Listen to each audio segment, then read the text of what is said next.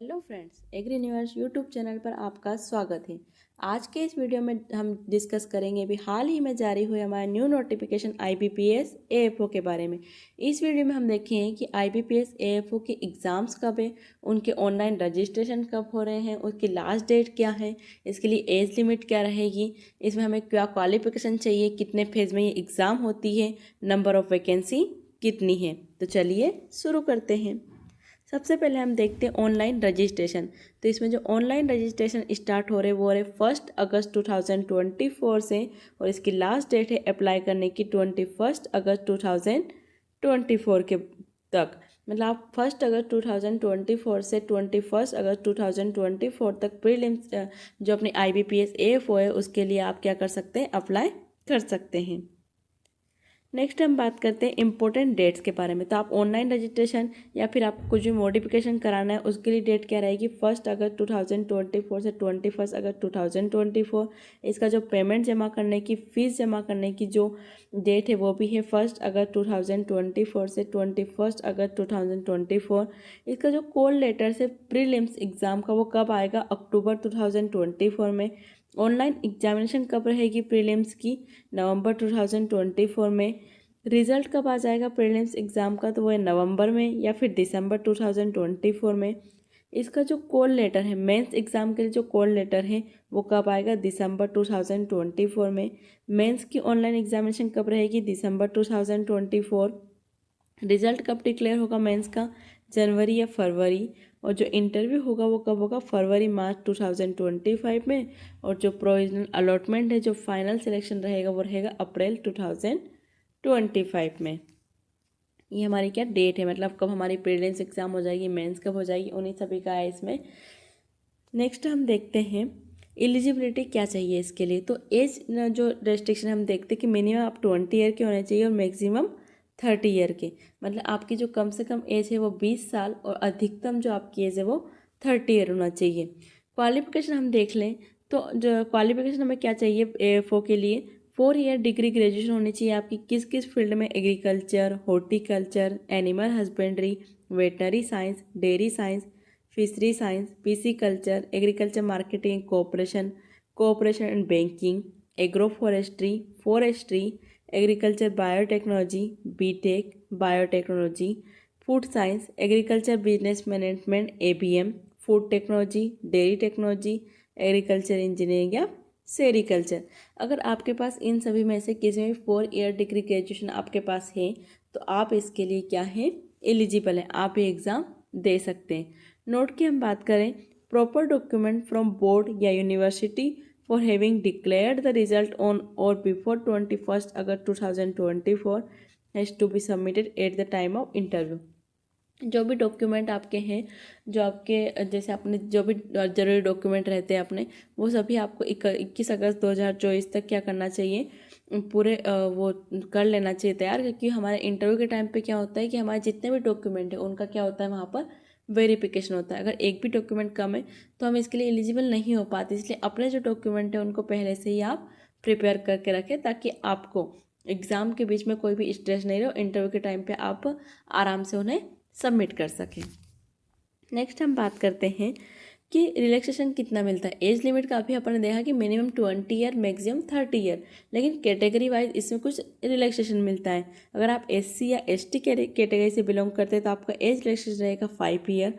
आप OBC non creamy layer के हैं तो 3 ईयर रिलैक्सेशन मिलता है। आप person with bench mark disability के हैं, मतलब आप डिसेबल पर्सन है, आपको 10 ईयर का मिलता है।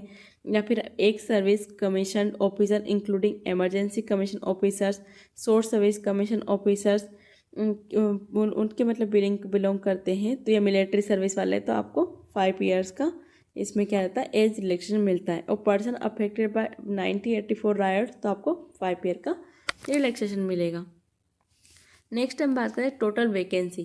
तो टोटल वैकेंसी इस बार जो 2024 में जो एग्ज़ाम होने वाला है उसकी टोटल वैकेंसी है 346।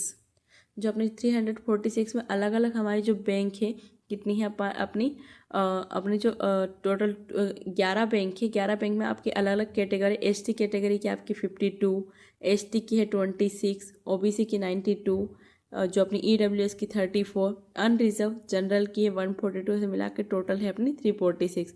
उसमें हेयरिंग इम्पेयर्ड उनके लिए 4, जो ऑर्थोपेडिक चैलेंज उनके लिए 3 रहेगी, विजुअल इम्पेयर्ड के लिए 3 रहेगी, ID के लिए 4।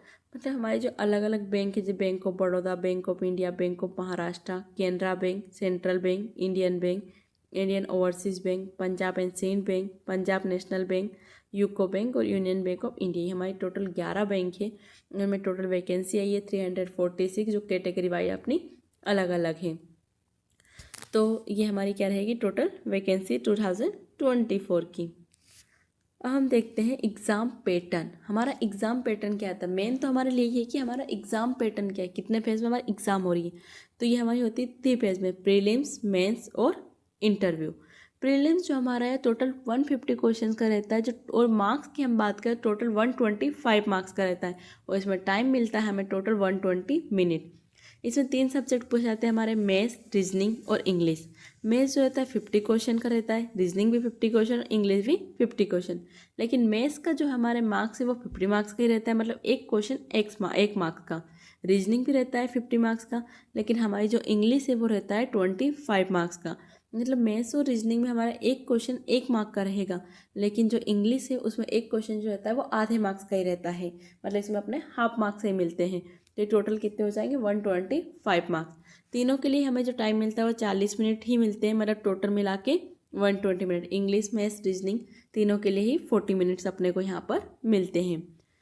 और यहाँ पे हम देखें जो हमारी नेगेटिव मार्किंग रहती है वो 1/4 रहती है, मतलब एक क्वेश्चन गलत होने पर आपका 1/4 जो है वो अपना चार्ज काट लिया जाता है। मेंस की हम बात करें तो मेंस में सिर्फ हमारा एग्रीकल्चर पूछा जाता है, जो टोटल 60 क्वेश्चन रहते हैं और 60 मार्क्स के रहते हैं, और उसके लिए टाइम मिलता है 45 मिनट।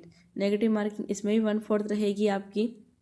इंटरव्यू की बात करें तो इंटरव्यू टोटल 20 मार्क्स का रहता है, और फाइनल सिलेक्शन जो होता है वो इंटरव्यू और मेंस दोनों के मार्क्स मिलाकर 100 मार्क्स रहता है। मतलब हमारा यहाँ पर जो प्रीलिम्स एग्ज़ाम है वो सिर्फ एक क्वालिफाइड एग्ज़ाम है, इसे हमें सिर्फ क्वालिफाई करना होता है। इसके जो नंबर्स होते हैं वो हमारे फाइनल कट ऑफ में नहीं जुड़ते हैं। फाइनल सिलेक्शन जो अपना होता है वो होता है मेंस और इंटरव्यू के मार्क्स को मिला के, टोटल कितने रहते हैं 100 मार्क्स। नेक्स्ट हम देखते हैं कि प्रीवियस ईयर्स का अपना स्कोर कितना रहा था, मतलब प्रीवियस जो अपनी एग्ज़ाम हुई थी पिछले साल में उनमें कट ऑफ कितना गया था। प्री का कितना कट ऑफ था, मेंस का कितना था, इंटरव्यू और मेंस का मिलाकर जो फाइनल सिलेक्शन हुआ था उसका कट ऑफ कितना रहा था। तो प्रीलिम्स का जो कट ऑफ रहा था सब्जेक्ट वाइज हम देखते हैं तो इंग्लिश का 25 में से ST, SC, OBC और PWD के लिए था 6 मार्क्स, EWS जनरल का रहा था 8 मार्क्स। रीजनिंग में हम देखते हैं 50 मार्क्स में से ST, SC, OBC और PWD का 4.25 और EWS जनरल का 7। General awareness, quantity, aptitude, maths का जो 50 मार्क्स में से कट ऑफ रहा था ST, SC, OBC और PWD कैटेगरी के लिए 6.50, EWS और जनरल के लिए रहा था 9.50। प्रीलिम्स का कट ऑफ हम देखते हैं टोटल कट ऑफ, जो फाइनल कट ऑफ रहा था SC के लिए 36.88, टोटल किस में से 125 में से, ST के लिए 34.13, OBC के लिए 36.88, इकोनॉमी वीकर सेक्शन EWS के लिए 36.88, जनरल के लिए 36.88, हियरिंग इम्पेयर्ड के लिए 20.13, ऑर्थोपेडिकली चैलेंज के लिए 33.88, विजुअली इम्पेयर्ड के लिए 31.75 और इंटेलेक्चुअल डिसेबिलिटी के लिए 22.38। ये अपना था प्रीलिम्स का कट ऑफ। इन एग्जाम में ऐसा आता है कि अपने को सब्जेक्ट वाइज कट ऑफ को भी क्लियर करना पड़ता है और जो टोटल कट ऑफ है उसको भी क्लियर करना पड़ता है। अगर हम या तो हम सब्जेक्ट वाइज या टोटल में से एक भी अगर कट ऑफ क्लियर नहीं हो पाया है तो हमारा इसमें हम क्वालिफाई नहीं हो पाते। मतलब हमें सब्जेक्ट वाइज कट ऑफ को भी क्लियर करना है और जो हमारा टोटल कट ऑफ है उसको भी क्लियर करना पड़ता है। मेंस का कट ऑफ हम देखें वो कट ऑफ जो जिसके लिए क्या होता है कि कैंडिडेट जो है वो इंटरव्यू के लिए शॉर्ट लिस्ट हुए थे। टोटल 60 में से कितना कट ऑफ गया था, SC के लिए 27.75, ST के लिए 23.25, OBC के लिए कट ऑफ रहा था 29, EWS के लिए 29, जनरल के लिए भी 29, हेयरिंग इम्पेयर्ड के लिए 25, ऑर्थोपेडिकली चैलेंज्ड के लिए 25.25, विजुअली इम्पेयर्ड के लिए 23.50 और इंटेलेक्चुअल डिसेबल्ड के लिए 70.75 इसका कट ऑफ रहा था। अब हम देखते हैं final cut off. Final cut off हमारे मतलब जो मेंस और इंटरव्यू दोनों को मिलाकर जो हमारे टोटल 100 मार्क्स रहते हैं उनके लिए कितना रहा था अपना जो फाइनल कट ऑफ था। ये कब अनाउंस हुआ था? ये हुआ था 1 अप्रैल 2024 को ये अनाउंस हुआ था। और इसमें हम देखते हैं जो अपने agriculture field officer scale first के लिए इसका कट ऑफ कितना रहा था। तो एससी कैटेगरी के लिए 58.27, एसटी कैटेगरी के लिए 54.53, ओबीसी के लिए 65.33, ईडब्ल्यूएस के लिए 64.33, अनरिजर्व जो अपने उनके लिए 66.67, हियरिंग इम्पेयर्ड के लिए 56, ऑर्थोपेडिकली चैलेंज के लिए 51.33, विजुअली इम्पेयर्ड के लिए 50.07 और जो इंटेलेक्चुअल डिसेबल्ड थे उनके लिए कट ऑफ रहा था 42। ये हमारा अलग अलग कैटेगरी वाइज कट ऑफ गया था फाइनल कट ऑफ, जिन पे क्या होता कैंडिडेट का सिलेक्शन हो गया था, मतलब जिस पे आप एग्रीकल्चर फील्ड ऑफिसर बन गए थे उसके लिए अपना ये कट ऑफ रहा था अलग अलग कैटेगरी वाइज। हम देखते हैं प्रीलिम्स का सिलेबस। प्रीलिम्स जो अपनी एग्ज़ाम होती है 125 मार्क्स की, जिसमें 150 क्वेश्चन पूछे जाते हैं, उसका सिलेबस क्या रहता है। तो इसमें कितने अपने टोटल 3 सब्जेक्ट रहते हैं, रीजनिंग, इंग्लिश और क्वांटिटी एप्टीट्यूड। तो रीजनिंग का सिलेबस रहता है sitting arrangement, puzzle, inequality, syllogism, input output, data sufficiency, blood relation, order and ranking, alpha numeric series, distance and direction और वर्बल रीजनिंग। इंग्लिश में से कौन कौन से टॉपिक रहते हैं, cloze test, RC, reading comprehension, spotting errors, sentence improvement, sentence correction, para jumbles, fill in the blanks, para या sentence कॉम्प्लीटेशन। Quantity aptitude जो अपन मैथ्स बोलते हैं उसमें अपना सिलेबस रहता है number series, DI, data interpretation, simplification, approximation, quadratic equation, data sufficiency, mensuration, average, profit and loss, ratio and proportion, work, time and energy, time and distance, probability, relation, simple and compound interest, permutation and combination. ये क्या था अपना prelims का syllabus है subject wise कि किस में कौन से टॉपिक पूछाते हैं। मतलब अपने को प्रीलिम्स का एग्जाम देना है तो उसके लिए अपने को ये सभी टॉपिक कवर करने होंगे। नेक्स्ट हम बात करते हैं मेंस का सिलेबस। मेंस में अपन ने देखा था कि मेंस में सिर्फ क्या पढ़ा जाता है अपना एग्रीकल्चर। तो इसमें हम सिलेबस की बात कर लें, general agriculture, agronomy, weed science, seed science, soil science, horticulture, fisheries, forestry, microbiology, meteorology, agriculture engineering, agriculture schemes, plant pathology, entomology, nematology, agriculture statistics, agriculture extension, agriculture economics, animal husbandry, poultry, swine husbandry, mushroom cultivation, beneficial insect, plant breeding and genetics, plant physiology, NABARD norms.